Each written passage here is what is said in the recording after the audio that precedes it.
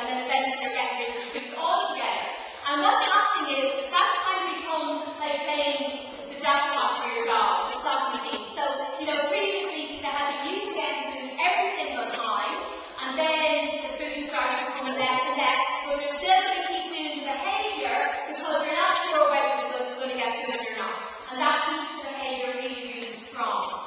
So just be aware of that. When you are using in class, I would recommend if you have a phone bag or a pocket or something, you don't want to get into the habit of having the food in your hand all the time. Have it in your pocket, and also because you can get it easy enough, but you don't want to have the food there all the time because your dog is going to be, following the food.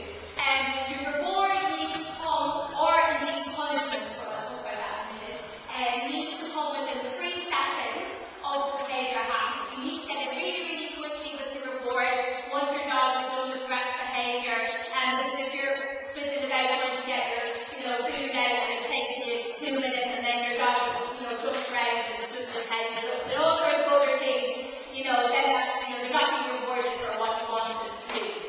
So your timing is really, really important, so just be aware of that.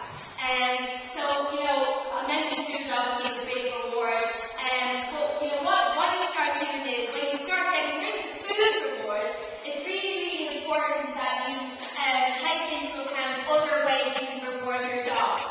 So we call these life rewards, so it can be, depending on the dog, maybe, taking a ball, playing in a tub, getting a belly rub, getting a head massage, whatever your particular dog loves.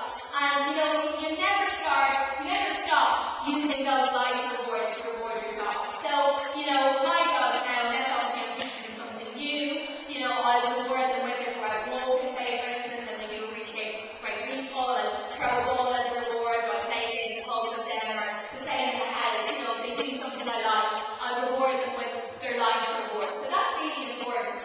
And, give them praise, tell them good boy, good girl, or whatever. But initially when you're, trying to get a new behaviour, food is really the best way to do it. But to find out what your dog loves, and, most dogs like lots of different things, and use those, continue to use those throughout your dog's life. So that's really important, and it's good to bond with you and your dog as well, if you have that, kind of relationship that they're being rewarded for things that you want. So that's reward, and then that brings us on to talk about the other side of the coin, which is punishment. Now, it's really important, obviously, I talked about reward, and rewarding your dog for good behaviour. It doesn't mean that our dogs are, should be allowed to do what they want, and there's no boundaries